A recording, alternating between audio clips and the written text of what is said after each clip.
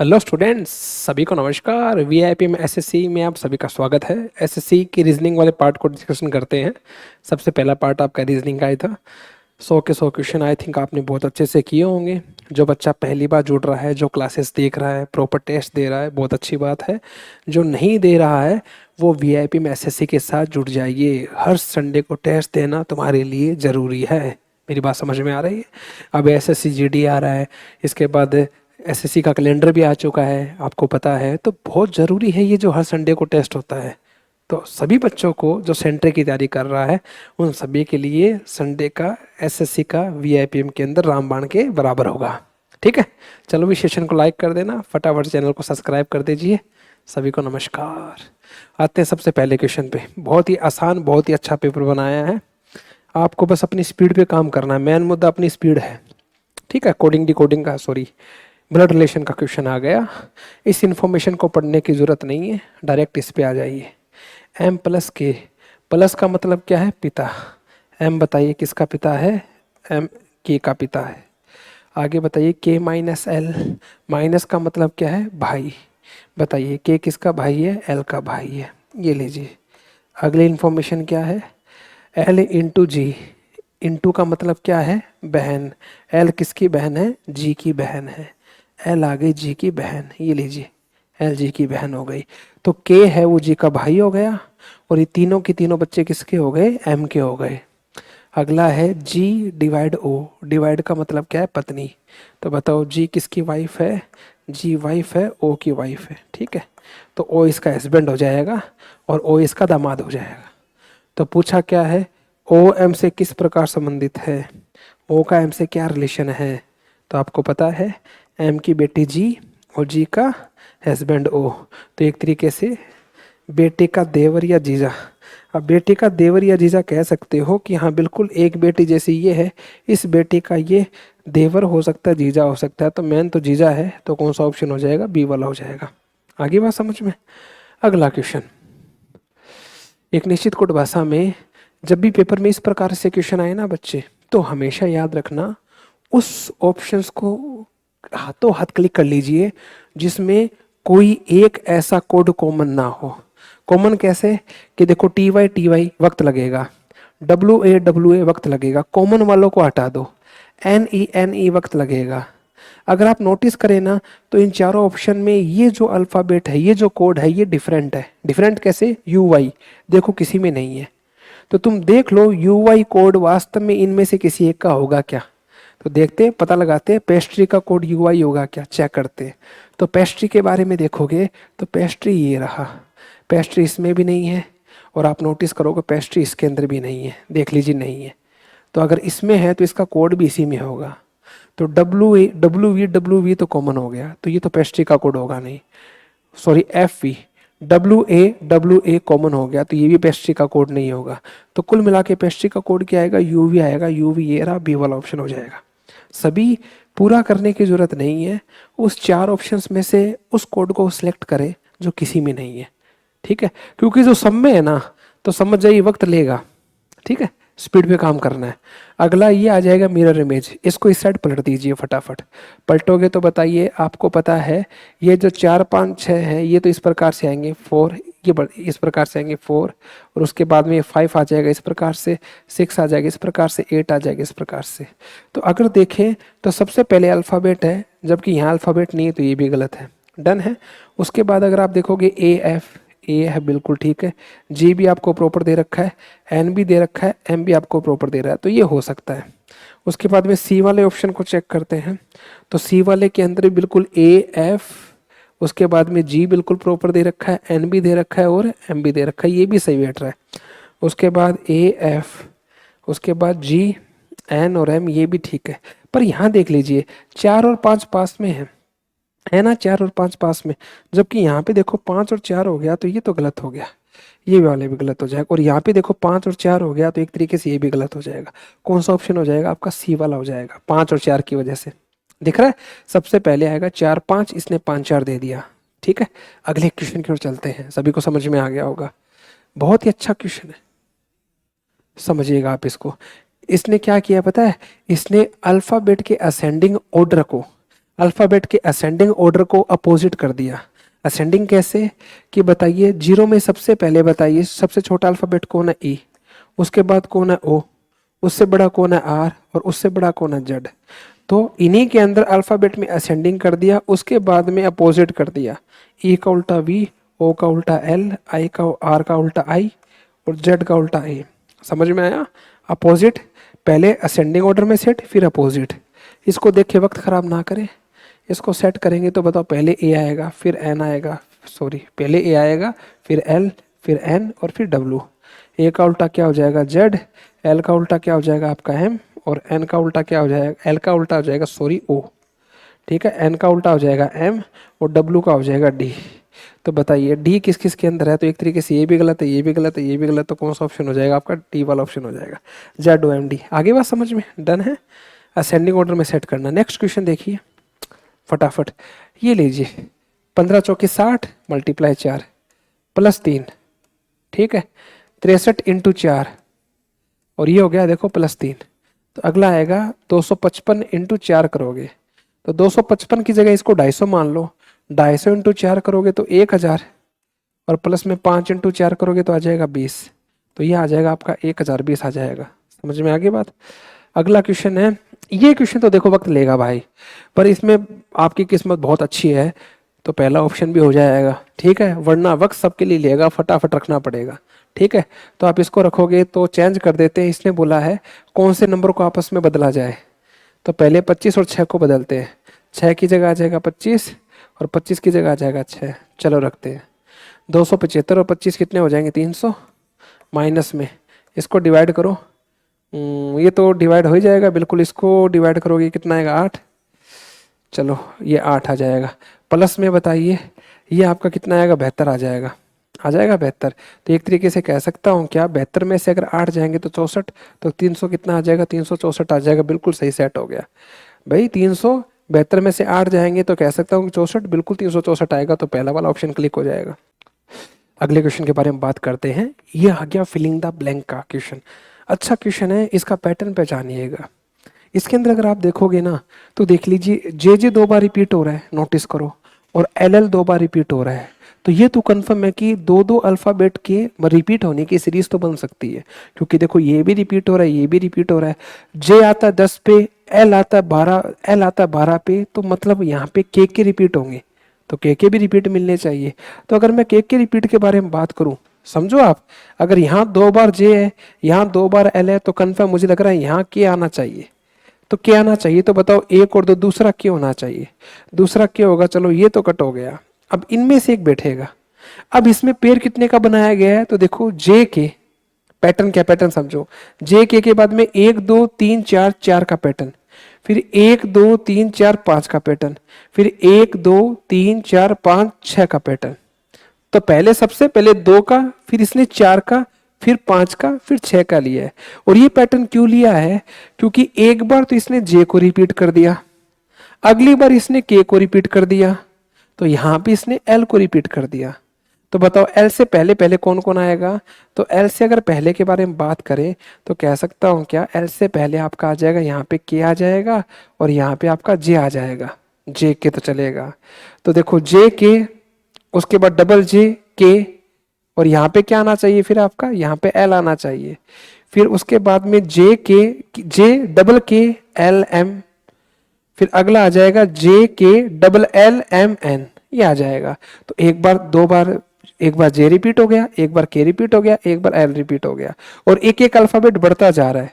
कैसे कि देखो यहाँ पे के है, यहाँ पे एल है, यहाँ पे एम है, तो अगली बार आ गया एन, इस प्रकार से। तो कौन सा ऑप्शन हो जाएगा इसमें? आपका बी वाला बैठ जाएगा। डन है। अगला क्वेश्चन, वंडरफुल को प्रत्येक अक्षर को अंग्रेजी वर्णमाला के अनुसार सेट करना है, तो पूरा व्यवस्थित करने के लिए कितने अक्षर अपरिवर्तित रहेंगे? इनको लेफ्ट से राइट सेट करना है, तो सेट करेंगे तो कौन सा अल्फाबेट है जो बदलेगा नहीं? तो एक समझदार बच्चा पता है क्या करता, उसको पता है इस साइड छोटे अल्फाबेट आएंगे और इस साइड बड़े अल्फाबेट आएंगे, और हमें केवल एक अल्फाबेट का चुनाव करना है। तो तुम्हें पता है डब्लू है, जब आप इसको सेट करोगे तो डब्लू लास्ट में आएगा, और डब्लू से जस्ट पहले बताइए कौन सा आएगा? तो डब्लू से जस्ट पहले यू ही आएगा। तो मतलब पूरा बनाने की जरूरत ही नहीं है। तो जब आप इसको सेट करोगे ना तो यू अपनी जगह ही रहेगा, बाकी सब अपनी जगह बदल लेंगे स्पीड बढ़ाने के लिए। आगे बात समझ में? तो ये थोड़ा सा आपको प्रैक्टिस में लेके आना पड़ेगा। अगला, बी आता है 2 पे, डी आता है 4 पे, एफ 6 पे, एच 8 पे, जे 10 पे और एल 12 पे। अगला 14 पे क्या आएगा? एन आएगा। तो ये भी कट हो गया, ये भी कट हो गया। अब एक काम करो, फटाफट सेकंड वाला देख लो। आर आता है 18 पे, टी आता है 20 पे, वी 22 पे, 24 पे, जेड 26 पे, बी 2 पे, तो 4 पे क्या आएगा तुम्हारा? डी आएगा। ए वाला ऑप्शन हो जाएगा। आगे बात समझ में? डन है। अगला देखिए, ये लीजिए, ये 45 डिग्री के अकॉर्डिंग घूम रहा है, 45 डिग्री के अकॉर्डिंग घूम रहा है। ये आ गया आपका उत्तर पश्चिम, ये आ गया उत्तर उत्तर पूर्व, ये आ गया पूर्व। अगला क्या आएगा? अगला आपका आएगा दक्षिण पूर्व। दक्षिण पूर्व बी वाले में बी वाला ऑप्शन हो जाएगा। अगला, सभी हार्ड सोल्व है। चलो इसको बनाते हैं। सारे के सारे जो हार्ड है, ये लीजिए, हार्ड क्या है? सोल्व है। अगला क्या बोला? कोई भी सोल्व सॉल्यूशन नहीं है, कोई भी सोल्व है वो सॉल्यूशन नहीं है। तो चलो काटा मार देते हैं और ये आ जाएगा सॉल्यूशन। थोड़ा लिख लेता हूं मैं, ये आ गया सॉल्यूशन नहीं है। तो सभी हार्ड सोल्व है और कोई भी सोल्व है वो सॉल्यूशन नहीं है। सभी सॉल्यूशन क्या है? ब्रैकेट है, सभी सॉल्यूशन ब्रैकेट है। अब एक बात बताइए, सारे सॉल्यूशन अगर ब्रैकेट में जाएंगे तो कल को संभावना ये हो सकती है कि ये हार्ड और सोल्व है, ये भी पॉसिबिलिटी बनाकर, संभावना बनाकर इसके अंदर आ सकते हैं, इसके अंदर आ सकते हैं, ये दोनों इसके अंदर आ सकते हैं ब्रैकेट के अंदर। हालांकि इन दोनों का रिलेशन सोल्व के साथ नहीं है, पर इन दोनों का रिलेशन ब्रैकेट के साथ संभावना बना सकता है। तो सबसे पहला क्या कहना चाह रहा है? सभी हार्ड ब्रैकेट हो सकते हैं, सारे के सारे हार्ड ब्रैकेट में जा सकते हैं। बिल्कुल, ये दोनों के दोनों यहाँ सेट हो सकते हैं, ऐसे ऐसे सेट हो सकते हैं, बना सकते हैं रिलेशन। तो एकदम सही है, कोई भी ब्रैकेट हार्ड नहीं है, कोई भी ब्रैकेट हार्ड है नहीं है, कोई ब्रैकेट हार्ड नहीं है। तो देखो ये कहना गलत है, कल को इनके बीच में संभावना बन सकती है, तो ये वाला गलत हो जाएगा। कुछ सोल्व सॉल्यूशन नहीं है, कुछ सोल्व सॉल्यूशन नहीं है। तो देखो जहां पे कोई भी सोल्व सॉल्यूशन नहीं है वहां पे कुछ तो पक्का होंगे। देखो कोई भी सोल्व सॉल्यूशन नहीं है, तो जहां कोई नहीं वहां कुछ नहीं, तो अपने आप राइट हो जाएगा। तो फर्स्ट और थर्ड राइट हो जाएगा, बी वाला ऑप्शन हो जाएगा। अगला, चलो भी, इसने देखो क्या कर दिया, इसने कॉन्सोनेंट और वोवल को काम में लिया है। जो व्यंजन है ना, व्यंजन, व्यंजन में तो कर दिया +1, और जो स्वर है, स्वर है, समझ में आ रहा है, स्वर को कर दिया विलोम, अपोजिट कर दिया बच्चे, अपोजिट। बताओ मेरी बात क्लिक हो गई? कैसे? देखो, ए का अपोजिट जेड, ए का अपोजिट वी, अपोजिट हो गया है ना, ए का हो गया जेड। और देखो व्यंजन में +1 कर दिया, जी का क्या हो गया एच, आर का एस, एस का टी और पी का क्यू। तो चलो इसका निकालिए, तो बताओ एच का क्या होगा? आई होगा, आई होगा तो ये कट हो जाएगा। यू का अपोजिट बताओ, यू का अपोजिट होगा एफ, यू का एफ होगा, तो ये भी कट हो गया, ये चलो चल रहा है। उसके बाद एन का अगला क्या होगा? ओ, एन का अगला ओ, देखो ये रहा, बी वाला ऑप्शन हो जाएगा, एन का ओ, टी का यू और एस का टी, बी वाला ऑप्शन। अगला क्वेश्चन आपके सामने आ गया, समझ में आ गई ना मेरी बात? चलो भाई, साफ साफ दिख रहा है, 1 पे आता है, 2 पे आता है, 3 पे आता है, तो इस बार डी आएगा 4 पे, डी 4 पे आएगा, तो देखो ये रहा, ये भी कट हो जाएगा, ये भी कट हो जाएगा। अब चलो 13, ये देखो 25, 25 में 3 गए 22, 22 में 3 गए 19, 19 में 3 जाएंगे 16, यहाँ 19 है तो ये भी कट है, ये रहा 16, सी वाला ऑप्शन हो जाएगा। अगला क्वेश्चन आपके सामने आ गया, सेट एनालॉजी। अच्छा क्वेश्चन है। इसके अंदर इसने क्या कर दिया कि इन दोनों का टोटल, इन दोनों का टोटल इसके मल्टीप्लाई 2 के बराबर है। तो देखो 18 दूनी कितना होता है? 36। तो इसका टोटल, इन दोनों का टोटल इसके मल्टीप्लाई 2 के बराबर है। इनको जोड़ो 50, ये लो मल्टीप्लाई 2 कर दो 50। ऐसा कैसा कौन सा हो जाएगा? तो ऐसा कैसा सी वाला ऑप्शन हो जाएगा। मल्टीप्लाई 2 करो, कितना आएगा? 162, साफ साफ दिख रहा है। और इनको जोड़ो, 9 और 3 12, और बताओ 7 और 8 15 और 1 16, 162। ठीक है, बाकी और किसी में नहीं। ये देखते ही पहचानने पड़ते हैं, पैटर्न देखते ही क्लिक करने पड़ते हैं। अगला देखो, जे के एल एम एन ओ, ये आपके सामने डाइस के 6 पहलू है, 6 सतह है। आपसे पूछा जे का अपोजिट क्या होगा, तो जे का अपोजिट निकालना है। कॉमन कौन है? के। जो कॉमन है उसके अकॉर्डिंग क्लॉकवाइज चलो या एंटी चलो, एंटी चलो, एंटी चलो, कॉमन कॉमन, एक एंटी एक एंटी, जे का क्या हो जाएगा? ओ हो जाएगा। एक स्टेप पीछे, यहां पे भी एक स्टेप पीछे ले लो, बात एक ही है, बराबर स्टेप लेना है। बराबर स्टेप, पीछे एक, डन है। चलो भी अगला, अगला आपसे पूछना चाह रहा है जिसको एक्वेरियम का रिलेशन फिश के साथ है, फिश के रहने का स्थान, फिश का घर नहीं हो कि छोटी छोटी मछलियों को आप पानी के अंदर रखते हैं, मेरी बात समझ में आ गए, वो आपस में खेलती रहती हैं, उनको दाना डालते रहते हैं, उनका छोटा सा घर रहने का स्थान, उसको एक्वेरियम कहते हैं। वैसे ही टेरेरियम का रिलेशन किसके साथ होगा, प्लांट्स के साथ। प्लांट को जहां सेफ रखा जाता है, कवर रखा जाता है, उस स्थान को क्या कहा जाता है, टेरेरियम कहा जाता है। आगे बात समझ में, तो इसमें सी वाला ऑप्शन हो जाएगा। जीके का थोड़ा सा आपको इसमें नॉलेज होना चाहिए। इसने बोला है ए और बी के बीच में रिलेशन क्या है, वैसे सी और डी का करना है। तो कह सकता हूं क्या, इसको टर्न करवा दो 90 डिग्री पे, तो इसको 90 डिग्री पे टर्न करवाओगे, देखो ये बन जाएगा, ये लीजिए, इसको ऐसे कर देंगे, तो ऐसे करेंगे तो बताओ इस प्रकार से बनेगा ये। वैसे आपको ये डब्बा दिखाई दे रहा है, इस डब्बे को भी आप सेट कर दीजिए। तो इसको जब ऐसे सेट करोगे, क्लॉकवाइज घुमाओगे, तो कौन सा ऑप्शन हो जाएगा, ए वाला हो जाएगा। डन है। अगला ये लीजिए, माइनस का मतलब प्लस कर दो, माइनस का मतलब कर दीजिए प्लस, इनटू का मतलब माइनस, इनटू का मतलब माइनस, डिवाइड का मतलब इनटू, डिवाइड का मतलब इनटू, और प्लस का मतलब डिवाइड। ये लीजिए, तो आप अगर 14 से काटोगे, 14 7 98, ये 70 आ जाएगा। 70 इंटू में 5 और प्लस में 150 और माइनस में 100, तो ये आएगा 350, 350 500, 500 में से 100 गए, 400 आ जाएंगे। डन है। अगला ये लीजिए, उस विकल्प का चयन कीजिए जो निम्नलिखित आकृति को मतलब समाहित हो। तो मतलब ऐसी कैसी शेप बताइए कहाँ दिखाई दे रही है, तो ये तो मजाक हो गया, सी वाला ऑप्शन हो जाएगा, सेम मैच हो रहा है। अगला दोबारा आ गया आपके सामने ओड वन आउट वन का क्वेश्चन, ठीक है, क्लासिफिकेशन का क्वेश्चन, कि इन चारों में 3 का पैटर्न सेम है, चारों में 3 का पैटर्न सेम है, एक अलग कौन सा है। तो 3 का सेम क्या है, 13 चौक 52, 19 चौक 76, 23 चौका 92, 23 चौका 92।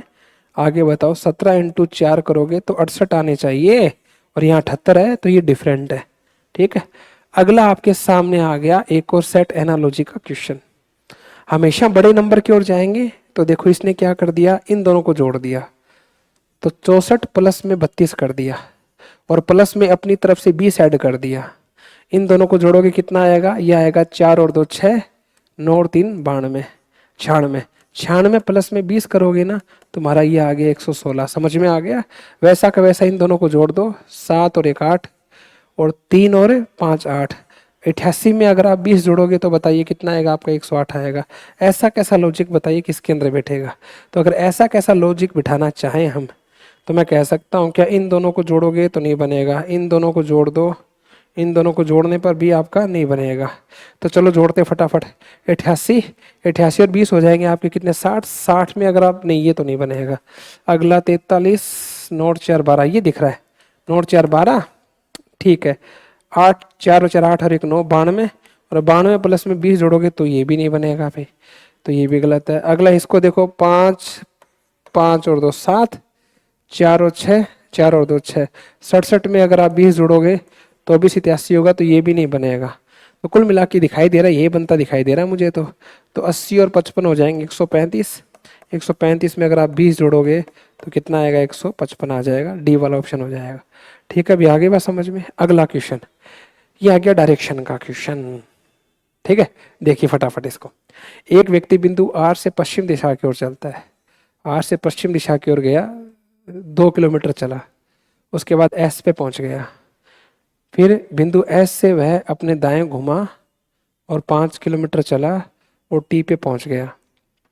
उसके बाद टी से वह 7 किलोमीटर की 2 क्रमिक बाएं मुड़ता है, मतलब 7-7 किलोमीटर है ना, दो बार बाएं घूमता है। तो पहला भी उसका 7 किलोमीटर होगा और दूसरा भी उसका 7 किलोमीटर होगा। तो 7-7 किलोमीटर के हिसाब से 2 बार बाएं घूमता है, पहला बायां दूसरा बायां, और इसको नाम दे दिया यू, इसको दे दिया वी। बिंदु वी से वह अपने बाएं मुड़ता है, वी से बाएं मुड़ता है और 9 चलता है। तो 9 चलेगा तो देखो 7 ये हो गया और 2 ये हो गया, तो बताओ 7 तो ये हो गया, 2 ये हो जाएगा, टोटल 9 हो गया, ये आ गया 9, और यहाँ पे पहुँच गया डब्लू पे, ये आ गया डब्लू। ठीक है, तो 9 किमी चलता है, बाद में अपने गंतव्य डब्लू पहुँच जाता है। आर के संबंध में डब्लू किस दिशा में है, तो आर के संबंध में डब्लू कौन सी दिशा में है, साउथ में है। आगे बात समझ में। अगला क्वेश्चन आ गया कि महात्मा गांधी का संबंध भारत के साथ है। हमारे जो फ्रीडम फाइटर है उनकी श्रेणी में महात्मा गांधी को हम काउंट करते हैं कि हमारे मतलब देश को आज़ाद करने में इनकी भूमिका है। वैसे ही नेल्सन मंडेला को मतलब फ्रीडम फाइटर कहा जाता है, पर ये कौन से देश से रिलेटेड है? तो ये आपके दक्षिण अफ्रीका से रिलेटेड है। ठीक है, ये उनको दूसरे देश से आज़ाद करने के लिए मतलब स्वतंत्रता दिलाने के लिए इनकी एक तरीके से भूमिका है, नेल्सन मंडेला के भी। ठीक है, आगे बात समझ में। जीके का क्वेश्चन भी डाल दिया यार, ये गलत बात। दी गई आकृति में टोटल कितने त्रिभुज हैं?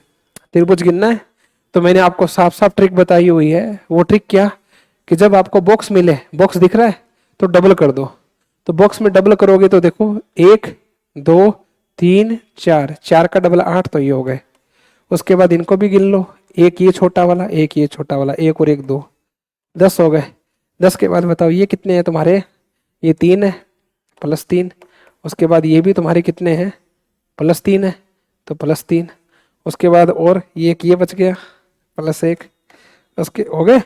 तो बताओ 8 और 10, 10 16, 16 और 1 17, टोटल इसमें कितने? 17 हैं। ठीक है, अगला आ गया सभी फास्टर सॉल्वर हैं। सभी सॉल्वर अल्टीमेट हैं और कुछ अल्टीमेट यूनिक है। तो देखो आराम से कर सकते हो। सभी फास्टर, ये लीजिए, सबके सब फास्टर क्या है? स्लोवर है। आगे बोला सभी स्लोवर क्या है? सबके सब स्लोवर क्या है? अल्टीमेट है। आगे क्या बोला? कुछ अल्टीमेट क्या है? कुछ अल्टीमेट है यूनिक है। कुछ अल्टीमेट यूनिक है। सबसे पहले बोला कुछ स्लोवर यूनिक है।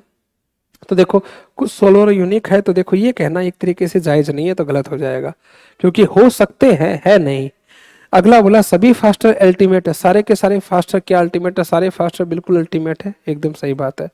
कुछ अल्टीमेट फास्टर नहीं है, कुछ अल्टीमेट फास्टर नहीं है, तो देखो ये गलत हो जाएगा, क्योंकि जब सारे के सारे स्टेटमेंट पॉजिटिव हो, तो एक तरीके से नेगेटिव तो अपने आप में रॉन्ग हो जाएगा। इधर और की कंडीशन को छोड़ के, या तो या की कंडीशन को छोड़ के, तो कौन सा ऑप्शन हो जाएगा? ए वाला। उम्मीद करूंगा आप सभी को ये सेशन समझ में आ गया होगा। ठीक है, आप अपना ध्यान रखें और अगले सेशन के लिए रेडी रहें। ज़्यादा से ज़्यादा आप सेशन को बढ़ाएं, बढ़िया मेहनत करें और सिलेक्शन लें। ठीक है जी, नमस्कार, धन्यवाद। सभी बच्चों को नमस्कार। एक बार फिर से मैं आप सभी का स्वागत करता हूं गणित के सॉल्यूशन में। एसएससी का आपका पेपर हुआ था, उम्मीद करता हूं सभी बच्चों का पेपर बहुत अच्छा हुआ होगा। आइए दोस्तों सवाल पे चर्चा करते हैं बिना किसी समय को खराब करते हुए। एक समकोण समद्विबाहु त्रिभुज, समकोण भी है, उसकी दो भुजाएं बराबर बराबर भी हैं। ये भुजा इस भुजा के बराबर होती है, ये 90 डिग्री होता है। अगर ये a है, ये a है, इसका स्क्वायर का रूट करते हैं तो ये आ जाती है √2a। तीनों को जोड़ने पे परिमाप आ जाएगा।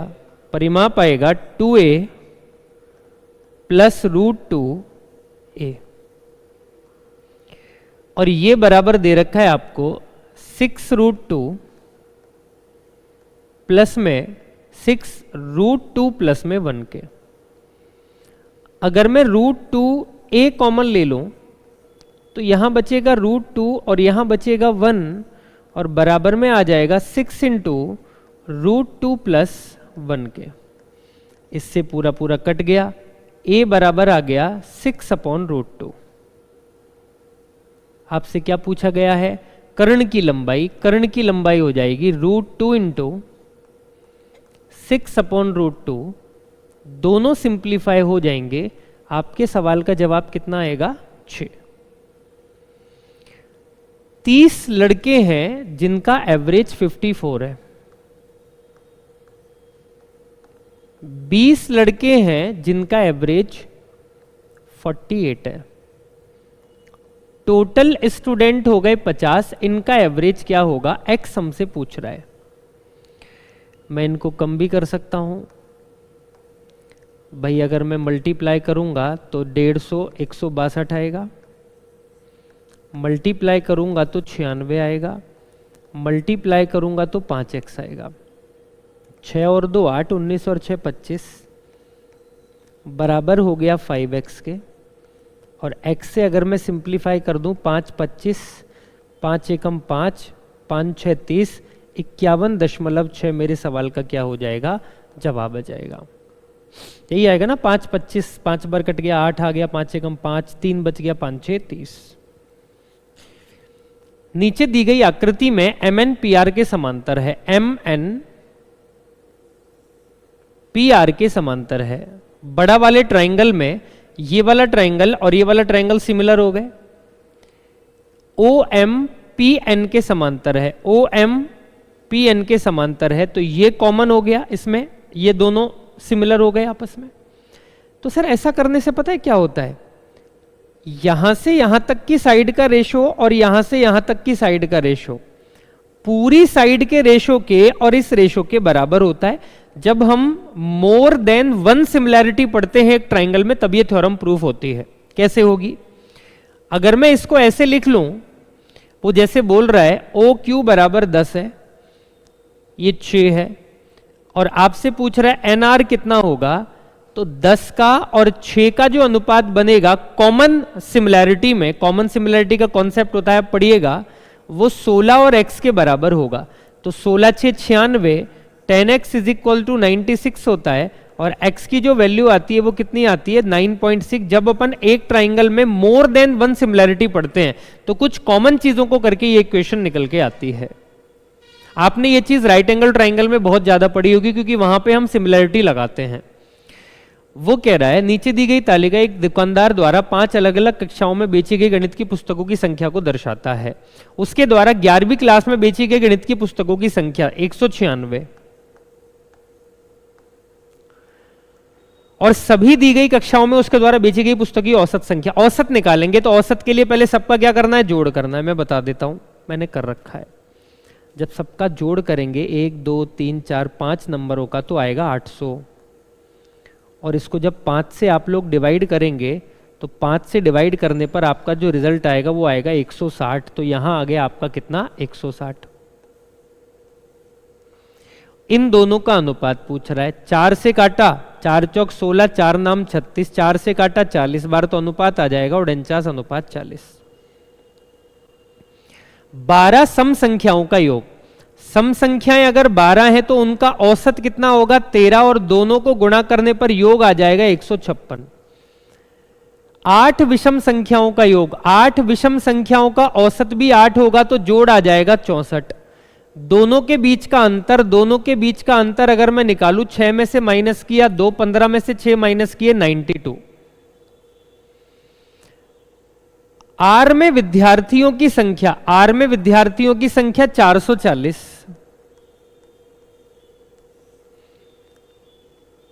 क्यू में विद्यार्थियों की संख्या, क्यू में विद्यार्थियों की संख्या 270 का कितने परसेंट है, परसेंट के अलावा कुछ और निकालना ही नहीं है। 0 से 0, ऊपर बन गया जी 440 और नीचे बन गया जी आपका कितना 27, सॉरी 4400, और नीचे बन गया 27। जब इसको काटोगे तो अप्रोक्स वैल्यू कटेगी आपकी 163 पॉइंट समथिंग के कुछ आएगा आपकी वैल्यू। इस क्वेश्चन में आप नीचे माइनस कर लीजिए, तो ये आपका बन जाएगा। अगर मैं परिमेयकरण कर दूं तो सेम नंबर ऊपर मल्टीप्लाई होता है, अपोजिट नंबर ऊपर मल्टीप्लाई होता है, तो ये 1 प्लस साइन ए, और यहां आ जाएगा 1 प्लस साइन ए, और नीचे बनेगा 1 प्लस साइन ए और 1 माइनस साइन ए। और जब अपन इसको सिंप्लीफाई करेंगे तो सेम होने की वजह से 1 प्लस साइन ए तो ब्रैकेट से आ गया बेटा बाहर, और इसको मैं लिख सकता हूं a plus B, a minus B, 1 minus sine square A, और 1 माइनस साइन स्क्वायर ए होता है कॉस स्क्वायर ए। जब अलग अलग करके लिखेंगे, कॉस स्क्वायर से बाहर आएगा, रूट के साथ है ना, कॉस स्क्वायर से बाहर आएगा तो कॉस बाहर होगा, तो ये हो गया 1 plus sign A upon cos A. 1 upon cos क्या होता है, सेक ए, और साइन बटे कॉस क्या होता है, टेन ए। ये मेरे सवाल का क्या होगा, जवाब होगा। 13, जब दो वैल्यू 90 के इक्वल होती है तो आंसर 1 आता है, तो यहां पे 1 आ गया, 13 बचा। 56 और 34 90, आंसर 1 आया तो 5 बचा। जब दोनों को माइनस करेंगे तो वैल्यू कितनी आ जाएगी, 8 आ जाएगी। एक पंखे का क्रय मूल्य और अंकित मूल्य के बीच का अनुपात, क्रय मूल्य और अंकित मूल्य के बीच का अनुपात कितना है? 5:8 है। अंकित मूल्य और विक्रय मूल्य, अंकित मूल्य और विक्रय मूल्य के बीच का अनुपात कितना है? 4:3 है। अगर मैं इसको डबल डबल कर दूं दोनों को, तो ये 8 और 6 हो जाएगा, तो अंकित मूल्य और ये 8-6 हो जाएंगे। भैया 4 था ना, डबल कर दिया, तो ये 8 है, अंकित मूल्य दोनों जगह 8 हो गया ना। तो वो कह रहा है अर्जित लाभ 5 का माल कितने में? 6 में। 1 रुपए का लाभ कितने पे? 5 रुपए पे। गुणा में कितना? 100। तो कितने % का प्रॉफिट हो गया? 20% का प्रॉफिट हो गया। उसने कहा टी द्वारा, एक आराम से पढ़ना सवाल को, वो खर्चा दे रखा है, दी गई तालिका में आपको खर्चे दे रखे हैं। टी द्वारा कुल व्यय में शिक्षा पर किया गया खर्च का प्रतिशत मूल्य और वी द्वारा कुल व्यय में से शिक्षा पर किए गए प्रतिशत मूल्य, और दोनों का आपसे क्या पूछ रहा है? जोड़ पूछ रहा है कि दोनों का जोड़ बता दीजिए कितना होगा। तो दोनों का तो पहले परसेंटेज निकालना है। परसेंटेज निकाल के दोनों का क्या करना है अपने को? जो भी करना है वो कर लेंगे। देखो पहले टी का निकालते हैं। टी एजुकेशन पे कितना खर्च करता है? टी एजुकेशन पे करता है 6400।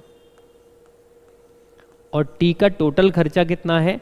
ये टी का टोटल खर्चा है। अगर टी का टोटल खर्चा जोड़ दिया जाए तो टोटल खर्चा जोड़ने पे आता है 20,300 गुणा में 100। जब इसको सिंप्लीफाई करते हैं तो यहाँ से आंसर हमारा 2 0 से 2 0 कट जाती है। यहाँ आ जाता है जी 6400 और यहाँ आता आ जाता है जी 203। और जब हम इसको सॉल्व करते हैं तो हमारा आंसर लगभग आता है 31.5 के अप्रोक्स। वी का निकालते हैं। वी एजुकेशन पे कितना खर्च करता है? 7,400। और अगर इसका पूरा हिसाब जोड़ लिया जाए, वी ने टोटल कितना खर्च किया होगा, तो लगभग आता है 24,800 के, 24,800। और जब यहां से हम परसेंटेज निकालते हैं, 2 0 से 2 0, यहाँ आ जाता है ऊपर 7400 और नीचे आ जाता है 248। तो हमारा आंसर आ जाता है साहब 248। तो हमारा अप्रोक्स आंसर आता है 29.6 के अप्रोक्स। वो कह रहा है दोनों का जोड़ कर दीजिए। दोनों का जोड़ करेंगे, 6 और 5 11 का 1 हो गया, 1 बचा।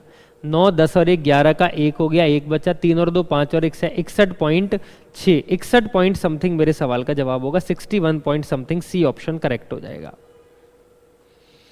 समान क्षमता वाले 3 पाइप एक टंकी को 24 मिनट में भरते। 3 पाइप टंकी को 24 मिनट में भरते हैं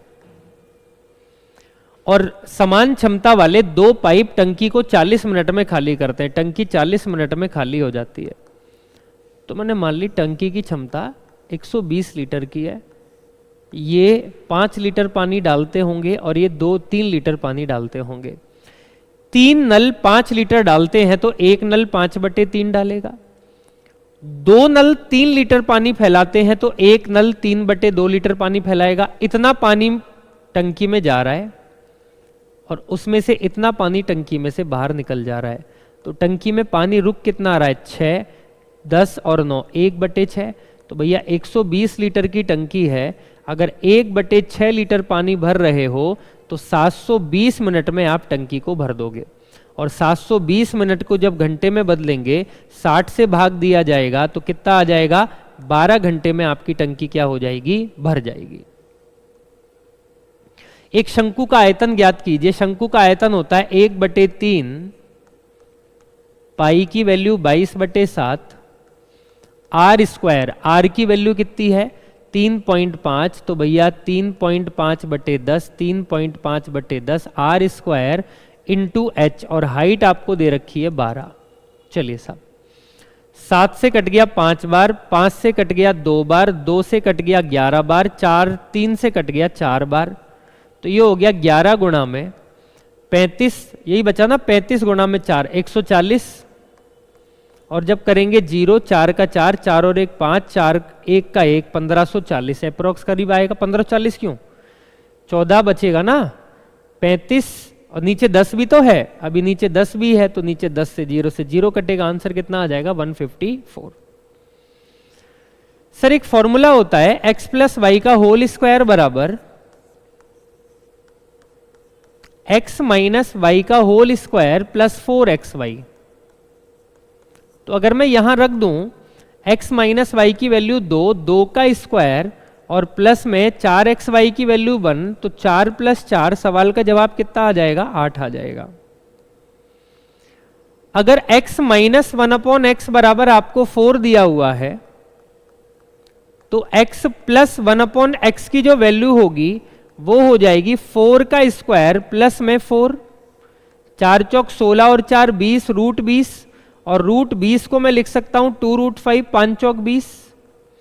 और जब इसकी वैल्यू 2 रूट 5 है तो x cube plus 1/x cube की जो वैल्यू होगी वो होगी a cube minus 3 into a 2 root 5।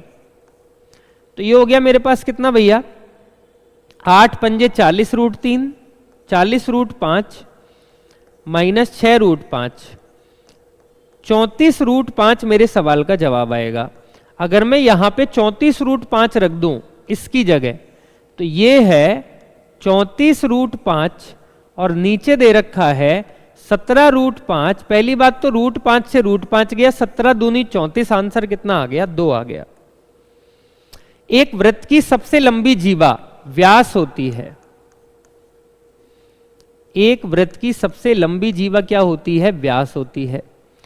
और जो रेखा वृत्त को केवल एक ही बिंदु पर काटती है या एक ही बिंदु पर स्पर्श करती है, काटे या स्पर्श करे, उसको स्पर्श रेखा बोलते हैं। तो व्यास और स्पर्श रेखा सवाल का क्या होगा? जवाब होगा।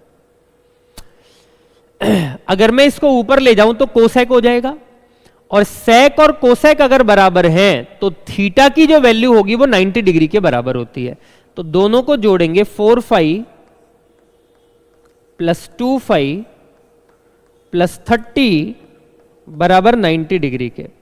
तो आप कह देंगे 6 फाई बराबर 60 के, तो the value of phi is equals to 10 degree. 16 centimetre लंबी जीवा PQ द्वारा एक वृत्त पर बनाए गए आंतरिक कोण 60 डिग्री है। देखो भैया ये एक जीवा है 16 सेंटीमीटर लंबी। अगर ये केंद्र से 60 डिग्री का कोण बनाती है, जीवाओं की लंबाई समान होती है, त्रिज्याओं की लंबाई समान होती है, तो ये दोनों भुजाएं बराबर हैं। चूंकि ये दोनों भुजाएं बराबर हैं तो ये दोनों एंगल बराबर होंगे, और ये दोनों एंगल बराबर होंगे तो उस हिसाब से ये भी 60-60 डिग्री के हो जाएंगे। अगर 60-60 डिग्री के हो गए तो ये भी 16, ये भी 16 और ये भी कितना? 16। अगर त्रिज्या 16 है तो व्यास कितना हो जाएगा? 16 और 16 32। 330 मीटर लंबी ट्रेन 660 मीटर लंबे पुल को पार करने में 11 सेकंड लेती है। तो 330 मीटर लंबी ट्रेन ने 660 मीटर लंबे पुल को पार करने में 990 चला 11 सेकंड में। इसका मतलब स्पीड हो गई 90 मीटर पर सेकंड, वही होगी। अब आपको 330 मीटर को 570 पार करवाना है, तो 330 और 570 कितना चलवाना है? 900। कितनी स्पीड से? 90 की स्पीड से। कितने सेकंड का खेल है? 10 सेकंड का खेल है। एक चुनाव में मतदाता सूची में कुल शामिल होने वाले लोगों में से 20% लोगों ने वोट नहीं डाला, 80% गए। डाले गए वोटों में से 25% इनवैलिड थे, 75% तो वैलिड होंगे, 80% लोग वोट डाल रहे हैं तो। और 70% जीतने वाले को मिला, हारने वाले को 900। हारने वाले को जो 30% वोट मिले हैं वो 900 के बराबर दे रखे हैं। 25 तिया 75, 25 चौक 100, 90 10 बार कट गया।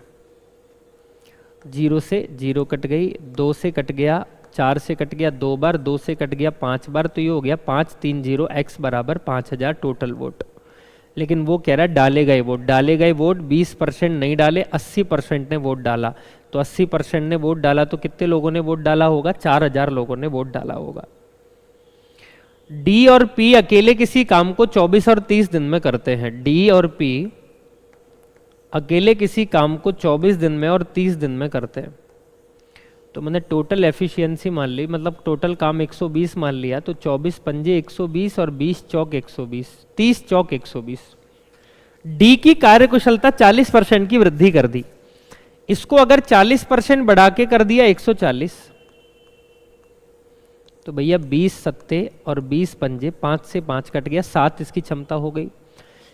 इसकी 25% की कमी कर दी तो मतलब 75% कर दिया, तो भैया 25 तिया 75 और 25 चौक 100, 4 से 4 कट गया, 3 कर दिया, 7 और 3 10। अब मिलके 10 काम हो रहे हैं, 120 काम करने मिलके 10 काम हो रहे हैं, कितने दिन में हो जाएंगे? 12 दिन में हो जाएंगे। 12,000 60% की दर से तिमाही, जब तिमाही होती है तो दर में 4 से भाग और आधा साल, समय को 4 गुना कर देते हैं, तो कुल मिला के 15% की दर से 2 साल का चक्रवृद्धि ब्याज निकालना था। निकाल लेते हैं। 12,000 रुपए पे 2 साल का चक्रवृद्धि ब्याज 15% का मतलब होता है 3/20, 3/20। 0 से 0 कट गया, 2 से काटेंगे 6, 1800 बार, 1800 बार, और 3/20 से जब काट देंगे 0 से 0 कट जाएगा, 2 से कट जाएगा कितनी बार? 60 बार, 180 और आ जाएगा, तो 3780 मेरे सवाल का क्या होगा? जवाब आ जाएगा। यही आएगा कि नहीं आएगा? 3780 चेक कर लो। 18 दूनी 36, ऐसे भी कर सकते थे। 3/20 का मतलब 20 रुपए से 23 रुपए हो गया मामला। अगर स्क्वायर कर दूं तो 23 रुपए, 400 रुपए से कितना हो गया? 400, 529 रुपए हो गया। ब्याज कितने का मिल रहा है? ब्याज पूछ रहा है आपसे, ब्याज कितने का मिलेगा? 129 रुपए का ब्याज मिलेगा। 400 की वैल्यू कितनी है? 12,000 है। जैसा भी आपको आता है वैसा कर सकते हैं। 30 गुना है तो ये भी 30 गुना हो जाएगा, यही आएगा। एक बार चेक कर लेते हैं भाई, मुझे थोड़ी सी मिस्टेक लग रही थी इसलिए मैं दूसरे तरीके पे गया। इसको सॉल्व करेंगे तो 0 0 आ गया भैया, 9 तिया 27 का 7 आ गया, 2 बच गया, 12 तिया 36, 37, 3870, 387। आगे पीछे कैसे आ रहा है ये? जब मैं इसको सिंप्लीफाई करूंगा, 0 से 0 काटूंगा, 2 से काटूंगा 600 बार, तो 6 तिया 1800 हो गया, 1800 हो गया।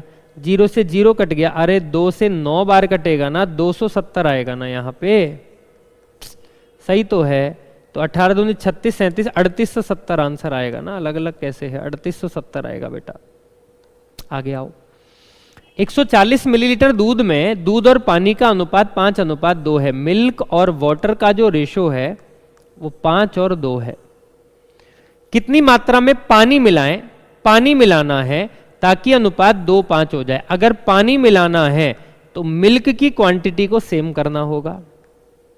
सेम हो गई, इसको 2 से इसको 2 से कर दो। तो भैया देखो, आपका 4 लीटर पानी था, 10 लीटर हो गया। 4 लीटर आपका पानी था, ये 5 से हुआ है तो ये 5 से होगा ना। 4 लीटर पानी था, 25 लीटर हो गया, 21 लीटर मिला दिया। और जबकि दूध 10 का कितना है? 10 ही है। तो 10 और 4 14, पहले 14 लीटर था, 14 की वैल्यू कितनी है? कितने गुना है? 10 गुना। तो जितना मिलाया वो भी 10 गुना होगा, कितना आ जाएगा? 210। एक समलंब चतुर्भुज में 2 समांतर भुजाओं के बीच की दूरी इतनी है। क्षेत्रफल होता है 1/2, समांतर भुजाओं का योग 15 + x गुणा उनके बीच की दूरी, और बराबर में क्षेत्रफल कितना दे रखा है? 324 के। 2 से कट गया 12 बार, और 12 से अगर मैं इसको काट दूं, 12 तिया 36, 12 दूनी 24 और 12 सत्ते 84, तो x बराबर 15 माइनस करेंगे तो कितना आ जाएगा? 12 आ जाएगा। राम ने अपने बेटों W, X और Y, W, X और Y के बीच पैसा बांटा। क्या पैसा बांटा? Y को मिली राशि W को मिली राशि से 25% अधिक थी। Y को मिली राशि W को मिली राशि से 25% ज्यादा, मतलब 4 और 5 मिल रहा है। W को मिली राशि X को मिली राशि से 33 सही 3% ज्यादा, मतलब 3 और 4 होगी। तो इसको 3 रुपए मिले, इसको 4 रुपए मिले, इसको 5 रुपए मिले। 4 और 5 9 और 3 12, इनको मिलाए टोटल 12। वैल्यू दे रखी है कितनी? 24,000। 2000 गुना ज्यादा। क्या पूछ रहा है? W और Y के बीच का अंतर एक की वैल्यू 2000 आ गया आंसर मेरा निकल के। दो क्रमागत सम संख्याओं का गुणनफल 224 है, तो 224 के टुकड़े करिए, पता चल जाएगा ये किस किस का गुणनफल है। 2 एकम 2, 2 एकम 2, 2 दूनी 4, 2 पंजे 10, 2 6 12, 28 दूनी 56, 14 दूनी 28, 2 सत्ते 14 और 7 एकम 7। तो 7 दूनी 14 ये हो गया, 2 दूनी 4 दूनी 8 दूनी 16 ये हो गया। तो 14 को 16 से गुणा करेंगे तो आ जाएगा 224, और दोनों सम संख्याएं हैं। इनके अंकों का योग पूछ रहा था, 1 + 4 + 1 + 6, तो ये आ गया 12 टोटल हमारा। ये था आपके पेपर का सॉल्यूशन। छोटे छोटे सवाल थे, कॉन्सेप्चुअल क्वेश्चन थे। अगर कॉन्सेप्ट पे पकड़ मजबूत है तो सवाल को बड़े इजीली आप सॉल्व कर जाएंगे। ठीक है दोस्तों, जय हिंद साथियों। नमस्कार दोस्तों, वीआईपीएम इंस्टीट्यूट के ऑनलाइन प्लेटफॉर्म पर आप सभी का एक बार पुनः स्वागत है। जैसा कि आपको लगातार शनिवार को, हर संडे को एक पेपर होता है एसएससी का, उसी के जीके के कहीं ना कहीं जीके से रिलेटेड जो भी कोई क्वेरी है या जीके के पेपर का सॉल्यूशन है वो लेकर आया जाता है। तो उसी कड़ी के अंदर जो संडे को पेपर होने जा रहा है उसी का सॉल्यूशन हम लेकर के आए हैं। देखते हैं, स्टार्ट करते हैं। कुछ महत्वपूर्ण एसएससी में आने वाले क्वेश्चंस कैसे हो सकते हैं। पहला क्वेश्चन देखिएगा, जून 2025 में किस जापानी शहर ने समावेशी आर्थिक विकास, शून्य उत्सर्जन पहल और अभिनव शहरी समाधान के क्षेत्रों में द्विपक्षीय संबंधों को मजबूत करने और सहयोग को बढ़ावा देने के लिए तेलंगाना सरकार के साथ एक सहकारी समझौते पर हस्ताक्षर किए? तेलंगाना सरकार के साथ सहकारी समझौते पर क्या किए? समझौते पर हस्ताक्षर किए, जिसके तहत समावेशी सस्टेनेबल डेवलपमेंट के लेकर बात की जा रही है, जिसमें उत्सर्जन, शून्य उत्सर्जन और कार्बन का, उसको लेकर के द्विपक्षीय। तो किसके साथ? जापान का शहर टोक्यो, किटाकियुशु, ओसाका या हिरोशिमा। हिरोशिमा को आप जानते ही हो, यहाँ पर आपको पता है हिरोशिमा और नागासाकी के ऊपर परमाणु बम गिराए गए थे सेकेंड वर्ल्ड वार के अंदर, उसको जानते हो। जापान की राजधानी टोक्यो, और जापान में कुछ द्वीपों का एक देश माना जाता है। तो तेलंगाना सरकार के साथ, किसके साथ? तेलंगाना सरकार के साथ जो समझौता किया है वो किटाकियुशु शहर के द्वारा समझौता किया गया, जिन दोनों का उद्देश्य एक इस तरह का शहर, अभिनव नए तरह का एक शहरी समाधान, जिसमें शहरों की जो समस्या है उनको समाधान किया जा सके, और साथ साथ में शहरों के अंदर शून्य उत्सर्जन हो उस पर काम किया जा सके, और सस्टेनेबल डेवलपमेंट पर कार्य किया जा सके। इसको लेकर के ध्यान रखिएगा। खान मंत्रालय ने हाल ही में बेराइट्स, फेल्सपार,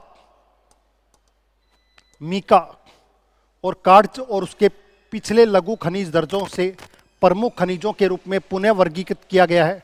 प्रमुख खनिजों के रूप में इन खनिजों के पट्टे की अवधि कितनी बढ़ा दी गई है? आपको पता ही है, लगातार अरावली को लेकर के ये विवाद चल रहा है, जिसमें खनिज और खनन माफिया, इनको लेकर के काफी सारा लगातार विवादों का दौर चल रहा है। तो इसको लेकर के देश के अंदर खान और खनन को लेकर के 1975 के अंदर एक एक्ट लाया गया था, जिससे खान और खनन को सुनिश्चित किया जा सके। तो चर्चा में बना हुआ है। तो उसके लिए कितने समय तक के लिए पट्टे जारी किए जा सकते हैं, लाइसेंस दिया जा सकता है? 12 वर्ष, 25 वर्ष, 50 वर्ष या 55 वर्ष। तो ध्यान रखिएगा, 50 वर्षों के लिए लीज पर या पट्टे दिए जाते हैं, जिसके तहत खनन किया जा सकता है। नेक्स्ट क्वेश्चन, 2011 की जनगणना के अनुसार ग्रामीण आबादी, कौन सी? ग्रामीण आबादी का लिंगानुपात कितना था? तो लिंगानुपात को लेकर के ध्यान रखिएगा। भारत का लिंगानुपात सामान्य तौर पर लिंगानुपात कितना है? सामान्य तौर पर लिंगानुपात कितना है, इसको ध्यान रखिएगा। उसका अनुपात है 943 लिंगानुपात। लेकिन इसमें पूछा क्या गया है? ग्रामीण आबादी का, किसका? ग्रामीण आबादी का लिंगानुपात कितना है? तो उसको ध्यान रखिएगा। ग्रामीण आबादी का लिंगानुपात 949 है, जबकि ओवरऑल कितना है? 943।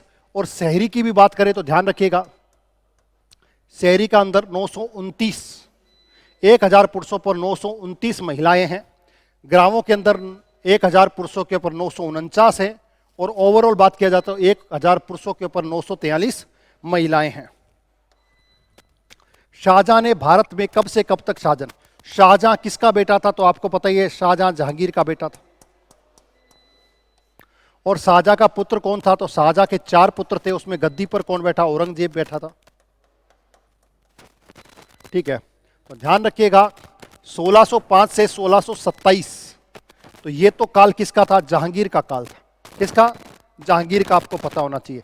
तो 1627 के बाद 1628 से लेकर 58 तक का कार्यकाल जो है वो शाहजहां का माना जाता है, और 1658 से लेकर 1707 तक का कार्यकाल औरंगजेब का माना जाता है। इसको भी ध्यान रखिएगा।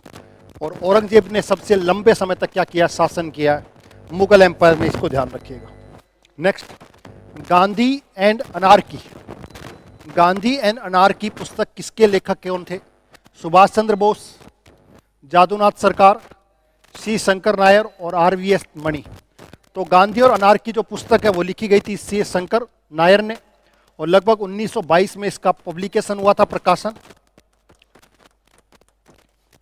और इसके अंदर कहीं ना कहीं वो जो 1919 का जो जलियांवाला बाग हत्याकांड है उसका भी इसमें काफी डिटेल से क्या किया गया है? चर्चन या वर्णन किया गया। इसको भी ध्यान रखिएगा। किस देश ने दोहरी नागरिकता की नीति को स्वीकार किया? डबल, आपको पता है, सिटीजनशिप। भारत के अंदर तो सिंगल सिटीजनशिप है। आर्टिकल 9 ये कहता है, आर्टिकल 9 क्या कहता है? एक देश की नागरिकता लेने पर दूसरे देश की नागरिकता का स्वतः समाप्त हो जाती है। लेकिन यहां पूछा दोहरी नागरिकता, भारत में एकल नागरिकता है। दोहरी नागरिकता किसमें? यूएसए के अंदर। यूएसए में दो तरह की नागरिकता, एक तो यूएसए की नागरिकता और एक यूएसए के जो राज्य हैं उनकी नागरिकता। तो वहां पर दो नागरिकता का प्रावधान है, एक उस स्टेट की और एक पूरे के पूरे यूनाइटेड स्टेट की। इसको ध्यान रखिएगा। नेक्स्ट क्वेश्चन, तमिलनाडु के पारंपरिक नृत्य वल्ली ओलिया कुम्मी को जीवित रखने के लिए इनमें से किन्हें 2024 का पद्मश्री पुरस्कार से सम्मानित किया गया?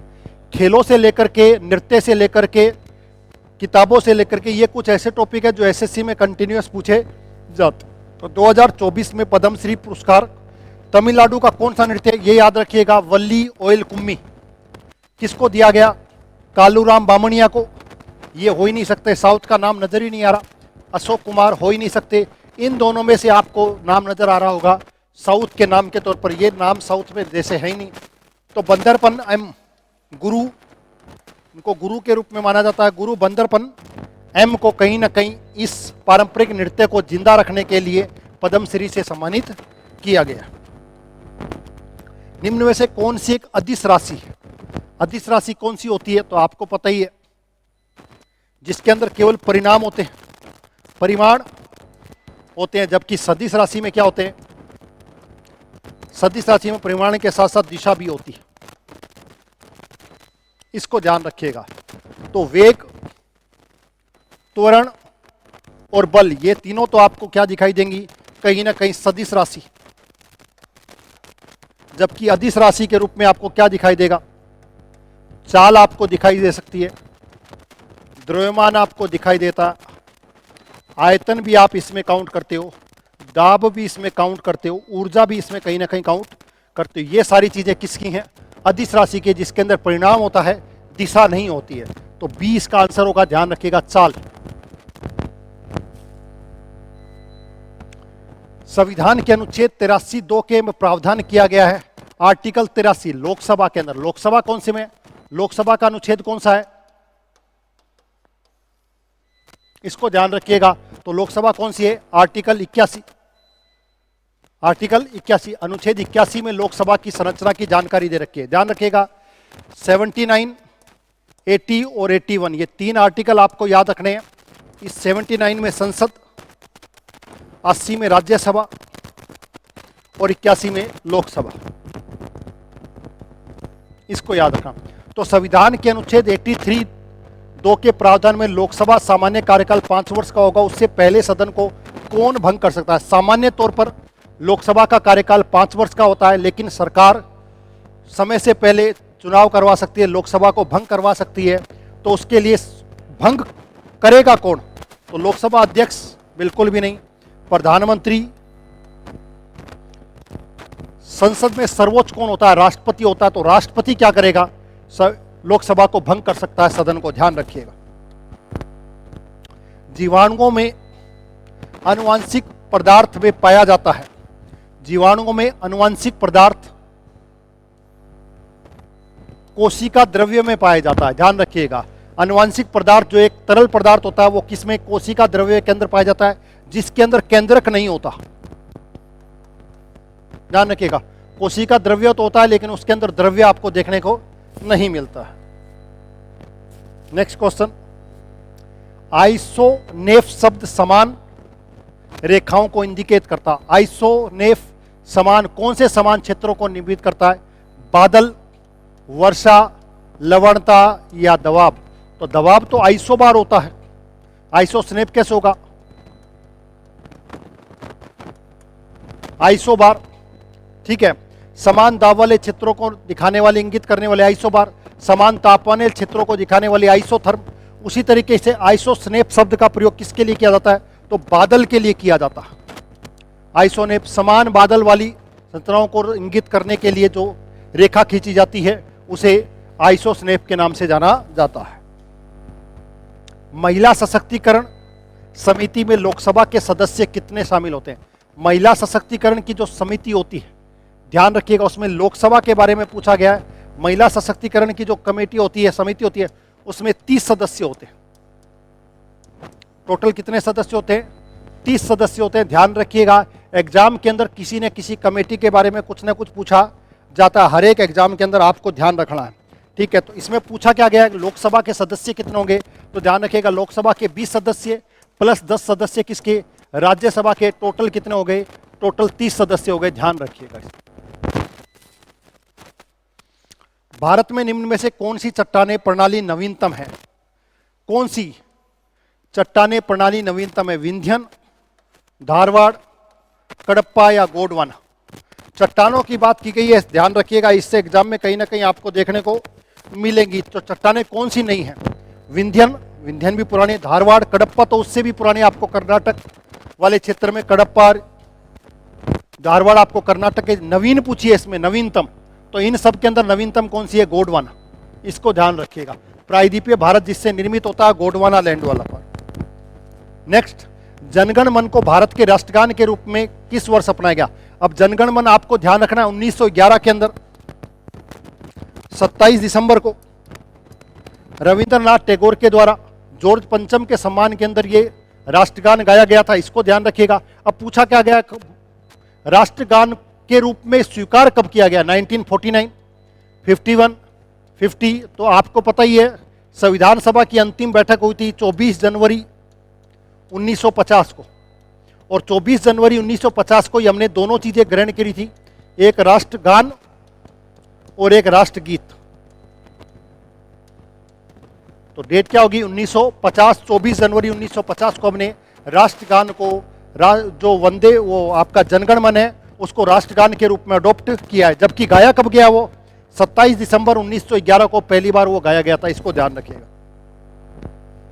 कुमायूं हिमालय निम्न में से किस नदी के बीच स्थित है? कुमायूं हिमालय की बात की जा रही है, तो ध्यान रखिएगा। सबसे पहले पंजाब हिमालय जिसको आप कहते हो, जो सिंधु और सतलज के बीच में है। दूसरा कुमायूं हिमालय जो सतलज और काली के बीच में है।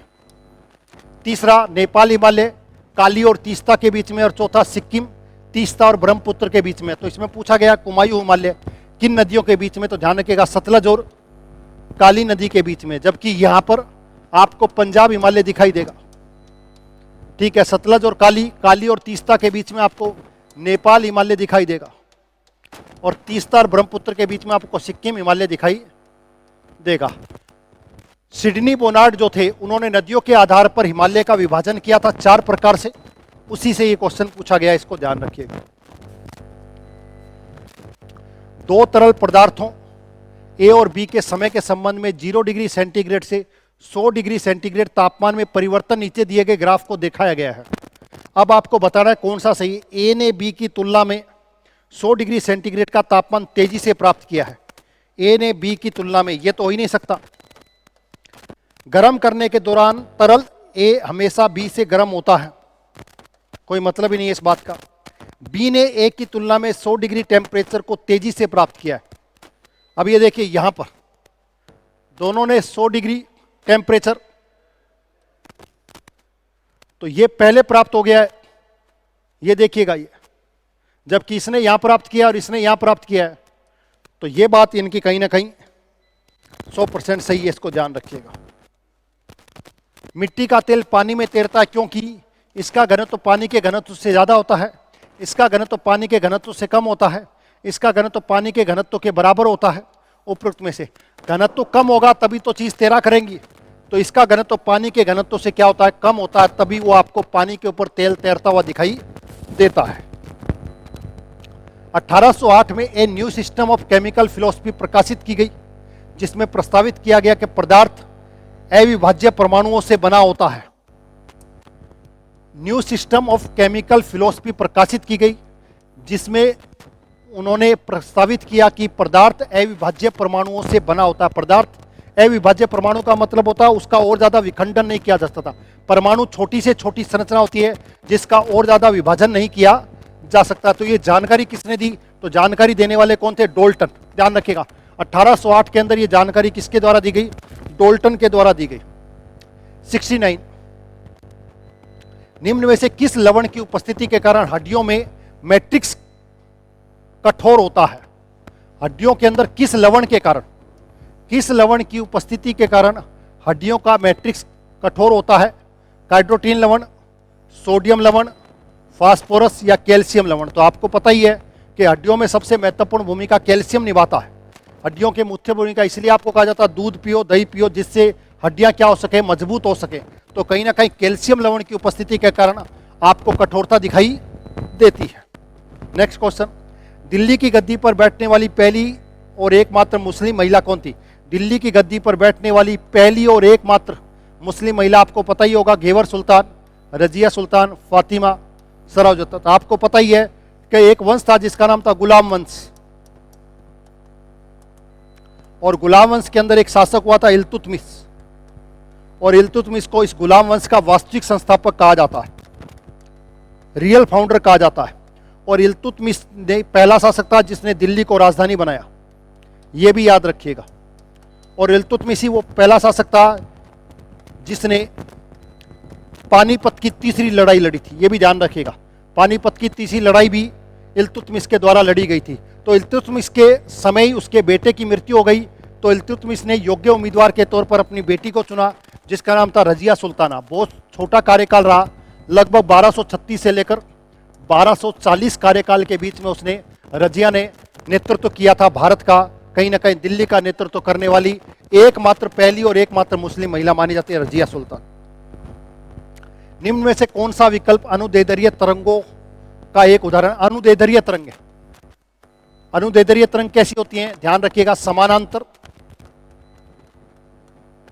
समानांतर पवनें होती हैं, पहली तो ध्यान रखिएगा तरंगे। दूसरे जो आपकी भूकंपीय तरंगे होती है, भूकंपीय तरंगों में भी 3 तरह की तरंगे होती है, पी, एस और एल। इसमें जो प्राइमरी तरंगे होती है, वो प्राइमरी तरंगे भी कैसी होती है, अनुदैर्ध्य प्रकार की तरंगे देखने को मिलती हैं। तो रेडियो तरंगे नहीं, जल की सतह पर उत्पन्न तरंगे बिल्कुल भी नहीं, गिटार के तार में कंपन वो भी अनुदैर्ध्य नहीं होता। पैरेलल चलने वाली ध्वनि तरंगे, कौन सी, ध्वनि तरंगे कंटिन्यूअस में पैरेलल रूप में चलने वाली या समानांतर रूप में चलने वाली पवनें होती हैं। तो इसमें पूछा गया अनुदैर्ध्य तरंगों का उदाहरण, तो ध्यान रखिएगा पराध्वनि तरंग या ध्वनि तरंगों को माना जाता है। भारत का सबसे पुराना विश्वविद्यालय जिसकी स्थापना 1818 में हुई थी, सबसे पुराना क्या, सबसे पहला जिसको विश्वविद्यालय का दर्जा भी दिया गया, विश्वविद्यालय का दर्जा। वैसे तो ध्यान रखिएगा भारत का सबसे प्राचीन विश्वविद्यालय तक्षशिला यूनिवर्सिटी को माना जाता है, लेकिन इसमें इनका पूछा गया है, तो इनमें ध्यान रखिएगा Sanskrit college Calcutta, Serampore college, senate, Aligarh Muslim विश्वविद्यालय या क्रिश्चियन कॉलेज। तो ध्यान रखिएगा श्रीरामपुर जो पश्चिम बंगाल के अंदर है, वो भारत का पहला विश्वविद्यालय माना जाता है, या अंग्रेजों के द्वारा जिसे पहली बार यूनिवर्सिटी का दर्जा दिया गया, वो विश्वविद्यालय कौन सा, श्रीरामपुर विश्वविद्यालय। इसको ध्यान रखिएगा। वीर शिकारगा वन्य जीव अभ्यारण्य, वीर शिकारगा वन्य जीव अभ्यारण्य जो गिद्ध प्रजनन के लिए, संरक्षण के लिए केंद्र के रूप में जाना जाता है, किस राज्य में। ध्यान रखिएगा, मैं आपको फिर बता रहा हूं, ये सेंचुरी की बात की जा रही है, वन्य जीव अभ्यारण्य की, वन्य जीव अभ्यारण्य। और गिद्ध संरक्षण के लिए मैंने आपको बताया था, ध्यान रखिएगा, एक जगह जिसका नाम है पिंजौर, हरियाणा के अंदर, वो कहीं ना कहीं गिद्ध संरक्षण के लिए जाना जाता है। लेकिन इसमें पूछा गया है, पिंजौर ना पूछ के बीर पूछा गया है और वन्य जीव अभ्यारण्य के रूप में पूछा गया, तो ध्यान रखिएगा ये भी हरियाणा के अंदर ही है, जो किसके लिए, गिद्ध संरक्षण के लिए जाना जाता है, इसको ध्यान रखिएगा। नेक्स्ट, किस फुटबॉल टीम ने 16वां कोपा अमेरिका खिताब जीता है? 16वां कोपा अमेरिका खिताब, इसको ध्यान रखिएगा। तो सबसे ज्यादा फुटबॉल जीतने वाली टीम आपको पता ही है, Argentina, Leon Messi, Leon Messi. तो ध्यान रखिएगा ये वाला जो कप है वो भी किसने जीता है? अर्जेंटीना ने जीता। और किसको हराया? कोलंबिया को हराया, इसको ध्यान रखिएगा। कोलंबिया को पराजित करके इसने अभी वर्तमान के अंदर ही इस खिताब को जीता है, इसको ध्यान रखिएगा। निम्न में से कौन सा सही ढंग से मेल नहीं खाता है? सही ढंग से, संतोष ट्रॉफी फुटबॉल के लिए बिल्कुल भारत के अंदर, ईरानी कप बिल्कुल क्रिकेट के लिए जाना जाता है, रंगा स्वामी हॉकी के लिए बिल्कुल चर्चित है, ध्यान रखिएगा। ये कहीं ना कहीं ये सारी की सारी जो खेल और टूर्नामेंट है ये आपके एग्जाम में निश्चित तौर पर पूछा जाता है। कई बार ऐसे भी पूछा गया रंगा स्वामी कप का संबंध किस खेल से, या ईरानी कप का संबंध किससे? तो ध्यान रखिएगा संतोष ट्रॉफी फुटबॉल के लिए, ईरानी कप क्रिकेट के लिए, रंगा स्वामी कप हॉकी के लिए। एजरा कप जो है, एजरा कप बैडमिंटन के लिए नहीं है, ध्यान रखिएगा। एजरा कप कहीं ना कहीं पोलो के लिए खेला जाता है, पोलो। कलकत्ता पोलो क्लब, मूल रूप से इसको किस नाम से जाना जाता है?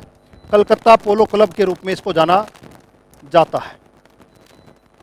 रईसों का खेल है, ध्यान रखिएगा, पोलो खेल, इसको भी ध्यान रखिएगा।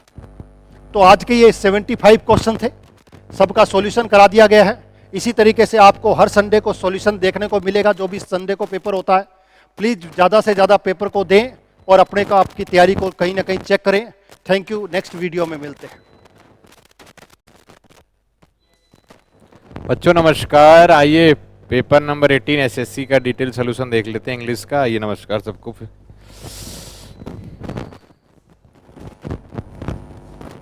क्वेश्चन नंबर फर्स्ट है आपकी स्क्रीन पर, ये रहा, देखिए जरा क्या कह रहा है कि कोस्टल एरिया, तटीय क्षेत्र, are home to much animals. आप जानते हो मच के साथ अनकाउंटेबल नाउन चाहिए, तो नो इम्प्रूवमेंट तो हो नहीं सकता, नो इम्प्रूवमेंट हो नहीं सकता, और मच है तो मोर एनिमल्स, मोर, और ये मोर के साथ भी जो है अनकाउंटेबल चाहिए, तो एनिमल्स काउंटेबल नाउन होता है, ये भी गया, मच ये भी गया। आंसर क्या हो जाएगा? Many animals that live together in delicate. Delicate का मतलब होता है नाजुक। ये रहा। आइए अगला देखते हैं क्वेश्चन नंबर्स, ये रहा। A place where weapons are kept. Armoury होता है, ग्रेनरी का मतलब होता है अनाज मंडी, और चमड़ा उद्योग जो होता है उसे क्या बोलते हैं? ट्रैनरी। ये रहा, ये रहा। और चर्ड का मतलब होता है बागवानी, यहाँ पर बाग के सेंस में होता है, बाग, फलों का बाग। ये रहा, ग्रेनरी अनाज मंडी होता है। अगला देखिए 78, spoken are done without preparation होता है, बिना तैयारी के क्या होता है? एक्सटेम्पोर होता है। एलिक्वेंट क्या होता है? वाक्पटु, टैलेंट ऑफ स्पीकिंग जो है। ये रहा। इवेनेसेंट क्षणिक होता है, और एक्स्ट्रावेगेंट खर्चीला। तो क्या हो जाएगा इसका आंसर? बी हो जाएगा। 78 के बाद है 79। कह रहा है कि बताना है कि आंसर इसका कौन सा होगा, रीअरेंजमेंट करना है इसमें। अ नंबर ऑफ जियोलॉजिकल प्रोसेस, तो आप ये देखो जरा, ए से शुरू होगा या सी से शुरू होगा, देखते हैं एक बार। Caves can form through, caves यानी पिंजरे की बात कर रहा है, बी से शुरू होना चाहिए। और इंक्लूडिंग वॉल्केनो, यानी किस चीज़ को इंक्लूड कर रहा है? ई से तो शुरू होगा नहीं, बट नियरली, विरोध कर रहा है, शुरू में कुछ सेंटेंस होगा, इससे भी गलत हो गया। या तो ए से शुरू होगा या तो बी से शुरू होगा। नंबर ऑफ जियोलॉजिकल प्रोसेस, अब देखते हैं एक बार। नंबर ऑफ जियोलॉजिकल प्रोसेस यहाँ पर A B, caves can form through, through मतलब किस माध्यम से? अ नंबर ऑफ, तो बी के बाद ए, तो बी के बाद ए, शुरू बी से होगा, आंसर क्या हो जाएगा? सी हो जाएगा, क्योंकि इसका मूल विषय केव्स है। 80, स्मेल रैट, संदेह होना, कुछ सस्पेक्ट करना, संदेह।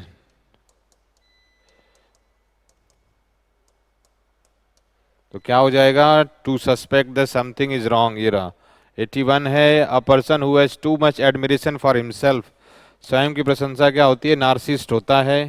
निमेसिस का मतलब होता है दंड, निमेसिस होता है दंड। नोटोरियस का मतलब होता है कुख्यात, कोई बैड काम, बुरे काम के लिए कोई फेमस हो उसे क्या बोलते हैं, नोटोरियस।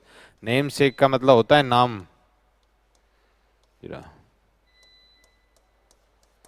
तो क्या हो जाएगा, नार्सिस्ट हो जाएगा, ये रहा। 82 है, in many religious tradition state of abstention from marriage, शादी से बचना ब्रह्मचर्य होता है, सेलिबेसी हो गया। बाईगेमी, दो शादी हो गया, ये रहा, ये रहा। मोनोगेमी एक शादी होता है, एक शादी को क्या बोलते हैं, एक शादी को क्या बोलते हैं, मोनोगेमी। एडल्ट्री जो होता है, इलीगल मैरिज जो होती है, इलीगल रिलेशन को क्या बोलते हैं, इलीगल रिलेशन, ये रहा। ब्रह्मचर्य हो जाएगा इसका, ये रहा। अगला देखिए प्यारे बच्चों, 83 है, जेडेड मूड होता है, सिनोनिम्स पूछ रहा है। जेडेड यानी थका हुआ, टायर्ड हो जाएगा। एंग्सियस चिंतित होता है। कीन का मतलब तीव्र होता है, ये रहा, थका हुआ। आइए 83 के बाद 84, हैव बीन ट्रांसफॉर्म करना है, द इन द सिविंग कह रहा है कि अब दैट कैन सब्स्टिट्यूट, यानी सेंटेंस में है क्वांटम मैकेनिज्म सिंगुलर हो गया। हैव ट्रांस तो हैव होगा नहीं, तो have transferred, have been transfer, quantum mechanism ने ट्रांसफर किया, तो ने का जवाब देने वाले एक्टिव होते हैं, ये सिंगुलर है, गया। ये भी पेलुलर नहीं होगा, क्या हो जाएगा, सी हो जाएगा, ये भी गलत। हैव के बाद यहाँ वर्ब थर्ड चाहिए, ये टोटली वैसे ही गलत है, सी हो गया। 84 के बाद 85 है, अपेक्स होता है, अपेक्स का मतलब होता है चरम पर, चरम पर। तो क्या हो जाएगा, पूछ क्या रहा है, सीनो पूछ रहा है, तो क्या हो जाएगा, पिनेकल। ये तो नेडियर होता है एकदम नीचे की तरफ, नीचे की तरफ क्या होता है, ये रहा, ढलान, ये रहा। मिस्ट्री, रहस्य, रहस्य होता है पिनेकल। अगला देखो जी 86 है, the company transport packages via every weekends, every के साथ सिंगुलर चाहिए, वीकेंड में एस नहीं लगेगा, आंसर क्या हो जाएगा, ए। एक second, the company transport packages, ठीक है, via air every weekends, every के साथ सिंगुलर चाहिए, वीकेंड में से एस हटेगा, आंसर ए हो जाएगा। 86 के बाद 87 देखो जरा, इमेकुलेट का मतलब होता है जिसमें कोई गलती ना हो, ये रहा, ठीक है। तो क्या होगा, इमेकुलेट का मतलब होता है जो, यानी एररलेस, ये रहा। तो क्या हो जाएगा, फिल्ती, फिल्ती का मतलब गंदे के सेंस में होगा, ये रहा, ये रहा।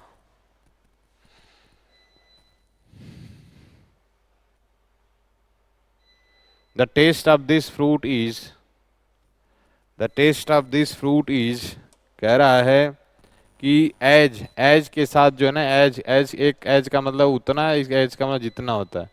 तो एज यहाँ पे सिंगुलर के सेंस में यहाँ पे पॉजिटिव डिग्री का प्रयोग होगा, तो क्या होगा, एज स्वीट एज। ये तो कंपैरेटिव है, ये सुपरलेटिव हो गया, और ये नाउन है, तो इसका आंसर क्या हो जाएगा, बी हो जाएगा।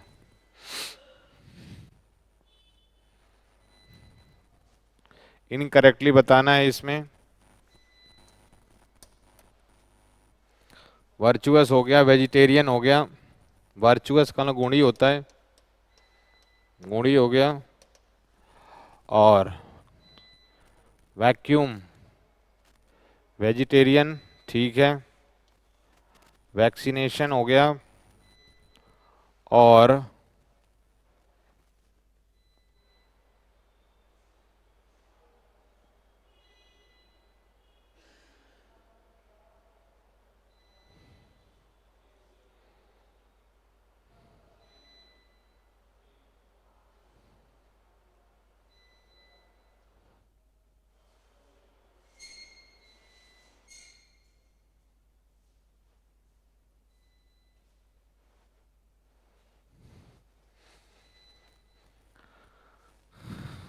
तो यहाँ पर जो है बच्चों, वेजिटेरियन हो गया, वैक्सीनेशन की भी सही लग रही है स्पेलिंग, और वॉक्यूम की स्पेलिंग यहाँ पर ये गलत हो गया, आंसर क्या हो जाएगा इसका, बी हो जाएगा।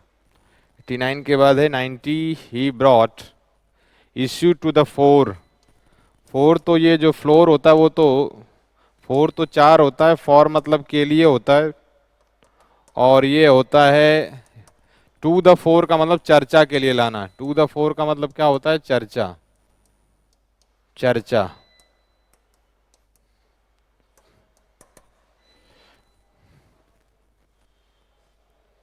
नाइन्टी वन हो गया। सी बॉट हिज अ गिफ्ट, नहीं हिम हो जाएगा क्योंकि यहाँ ऑब्जेक्ट चाहिए, तो यहाँ हिम हो जाएगा। आंसर क्या हो जाएगा? ये रहा, ये रहा। To show appreciation 92। Sees adept, adept का मतलब होता है कुशल, प्रोफिशिएंट होगा। सिनो पूछ रहा है mathematical problem with ease. Rash का मतलब होता है तो रैश का मतलब होता है लापरवाह होता है, यार देख लेना चाहिए। इवेंचुअल होता है फाइनल। ये रहा 92 के बाद 93। Did not, I had to admit that I did not understand anything, जो भी कुछ कहा गया समझ नहीं। इट वॉज ऑल ग्रीक होता है, ऑल ग्रीक हो जाएगा आंसर इसका, नहीं समझ से परे, मतलब ना समझ में, ना समझ में आने वाला। ये रहा 94 है। सी माइट हैव कंप्लीटेड, कह रहा है पैसिव बनाना है, एक्टिव से पैसिव बनाना है। इसका क्या होगा? She might have completed her research, ये ऑब्जेक्ट हो गया, सब्जेक्ट के प्लेस पर ले जाओ, बी लगाना है। ही हिज रिसर्च माइट हैव है तो हैव बीन हो जाएगा, ये गलत हो गया, ये गलत हो गया, ये गलत हो गया, सी आंसर हो गया इसका। 94 के बाद 95। बाई हुम was the question ask, by हुम को हु में बदलना होता है। ये पैसिव है तो BT3 यानी पास सिंपल और सेकेंड फॉर्म चाहिए, तो सेकेंड फॉर्म के लिए सेकेंड फॉर्म चाहिए पास सिंपल में। एक्टिव में के लिए ये सेकेंड फॉर्म इसमें नहीं है, इसमें नहीं है, इसमें नहीं है, ये रहा आंसर बी। 95 के बाद है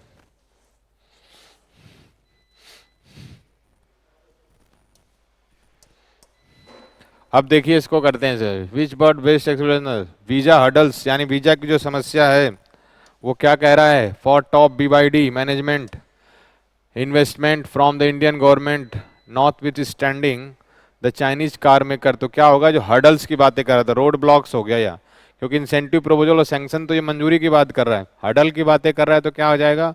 road blocks. The Chinese car maker has proved popular with Indian drivers. Sales in the first half of this year are nearly, कह रहा है कि जो बिक्री हुई है इस साल, किसकी? इस साल, are nearly the total unit sold in 2000, are nearly किसके बराबर है?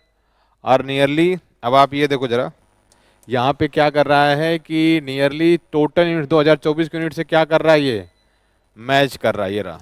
टचिंग नहीं, ओवरटेक तो बाहर निकल जाना होता है, आगे मैचिंग हो जाएगा। Matching the total units. China's BYD is forging ahead, मतलब आगे की तरफ बढ़ रहे हैं। With its attempt to expand in India, भारत में विस्तार करने के लिए। Despite from the government,